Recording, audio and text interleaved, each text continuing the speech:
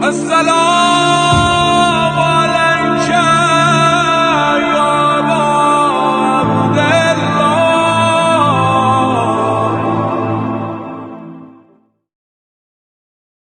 امام حسین کے ساتھ تاریخ کے ہمراہ 10 قسطوں پر مشتمل ویڈیو سلسلہ.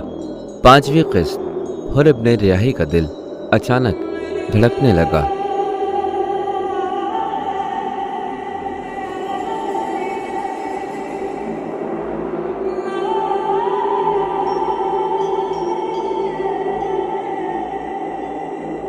فلا تلومونی ولوموا انفسکم.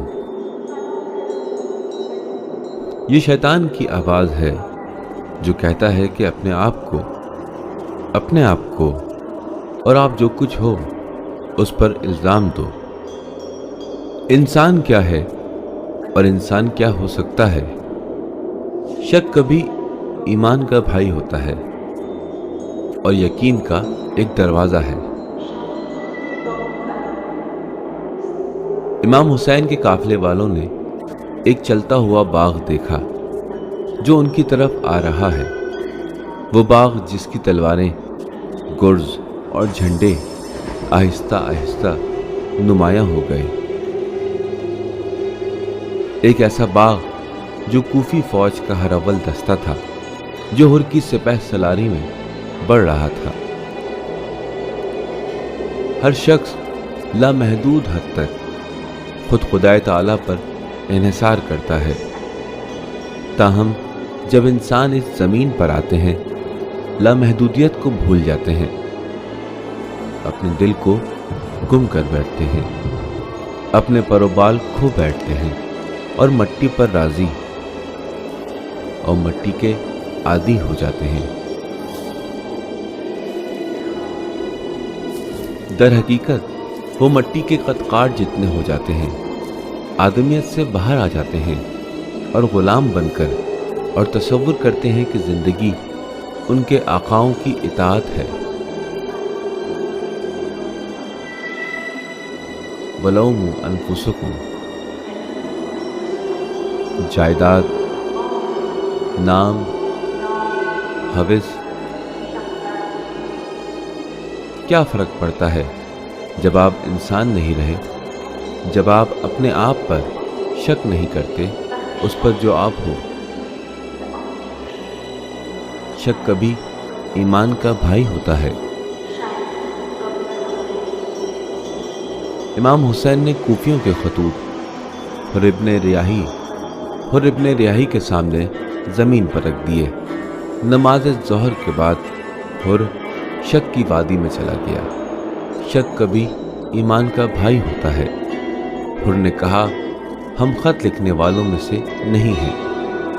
شک کبھی ایمان کا بھائی ہوتا ہے. کوفے کے لشکر میں زیادہ تر لوگ اپنی رنجشوں کا بدلہ لینے آئے تھے. ایک گروہ ہوس اور دولت کی خاطر آیا، کچھ فطری برائی کی وجہ سے اور ایک رئی کی گندم کی لالچ میں آن پہنچا تھا. تھے کچھ لوگ لیکن وہ خود کو حکم کا ماتحت سمجھتے تھے. وہ کچھ بھی نہیں تھے، دل نہیں رکھتے تھے، ان میں روح نہیں تھی. وہ صرف حکم کے پابند تھے، جان کی بازی تک انجام دینے کے پابند. لیکن انسان دل کے بغیر نہیں رہ سکتا. کیا زندہ رہ سکتا ہے؟ تصور کرو کہ سارے صحرا میں بارش ہو اور ہر طرف سے گیلی مٹی کی مہک اٹھنے لگے. اس بات کی مہک کہ کاش حسین کے ساتھ برا نہ کیا ہوتا، کاش ہم نے وہ خط نہ لکھے ہوتے، کاش ہم جنگ پر نہ آئے ہوتے. سارے کے سارے صحرا سے کاش اے کاش کی مہک اٹھ رہی ہوتی. لیکن کسی دل تک پہنچنے سے پہلے وہ بارش بخارات بن کر آسمان کی طرف پلٹ جائے اور آگ بارش کی راہ میں رکاوٹ بن جائے. انسان غلام بن جاتا ہے اور خود کو بے اختیار اور مرضی کے بغیر دیکھتا ہے. پھر کہتا ہے، مجھے حکم دیا گیا ہے کہ حسین پر سختی کروں.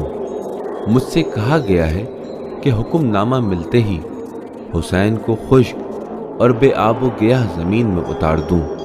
بالکل جیسے شیطان چاہتا ہے۔ جس طرح وہ ایک دن سن لے گا کہ فلا تلومونی ولوموا انفسکم، سپہ سالار اچھی طرح جانتا ہے کہ چھوڑا ہوا تیر کمان میں واپس نہیں آتا۔ سرکش بھاگے ہوئے گھوڑے کو لگام بھی ڈال دو تب بھی وہ دوبارہ تمہیں زمین پر گرا دے گا، لیکن دل کے کام میں کمان سے نکلے ہوئے تیر کو بھی واپس لایا جا سکتا ہے۔ دل کے معاملے میں چاہے جہاں تک بھاگ جاؤ، ایک نصیحت کے ساتھ واپس آ سکتے ہو۔ جب تک بے انتہا گہرائیوں میں گر نہیں جاتے، تلافی کا موقع ہے۔ اب بھی موقع ہے، تم شک کر سکتے ہو۔ اب بھی وقت ہے، تم اپنے آپ اور جو تم ہو اس پر شک کر سکتے ہو۔ شک کبھی ایمان کا بھائی ہوتا ہے۔ شک بعض اوقات آپ کو اس یقین کی طرف لے جاتا ہے کہ آپ کو کیا ہونا چاہیے۔ حر کا دل اچانک دھڑکنے لگا۔ وہ طے شدہ راستے سے پلٹا، پرانی جلد کو پھاڑ کر اپنے پروں کو یاد کیا۔ میں ان آخری لمحات تک امام کے سامنے کھڑا رہا اور لمحہ بھر کے لیے شک کا ایک لمحہ یقین سے جیت گیا۔ دل کو راستہ مل گیا، تیر کمان میں لوٹ آیا، اور اس سے پہلے کہ بہت دیر ہو جائے دل نے اے کاش کی مہک محسوس کر لی۔ کاش میں حسین کا سامنا نہ کرتا، کاش میں ان کے ساتھ کھڑا ہوتا، کاش میں ان کی موت سے پہلے مر جاتا۔ خدا نے ان لمحات کے لیے ایک دروازہ کھلا چھوڑ دیا۔ شک کے ایک لمحے کے لیے، اے کاش کے ایک لمحے کے لیے، اس جگہ کے لیے جہاں تم بارش کی مہک سونگھ سکتے ہو اور دیکھ سکتے ہو کہ سارا صحرا جل تھل ہو گیا ہے اور تم ہو کہ یوں ہی خشک اور دیکھتے ہی رہ گئے۔ توبہ شک کے ایک لمحے کی تجلی ہے، ایسے شخص کی تجلی کہ اب جہاں سوائے یقین کے کوئی راستہ نہیں بچا۔ شک اس پر کہ جو تم ہو اور یقین اس پر کہ جو تمہیں ہونا چاہیے۔ تمہیں جاننا چاہیے خود کو اور جو کچھ اب تک تم تھے۔ اس بت کو توڑ دو اور کچھ نیا تعمیر کرو، بالکل حر کی طرح۔ شک کبھی ایمان کا بھائی ہوتا ہے۔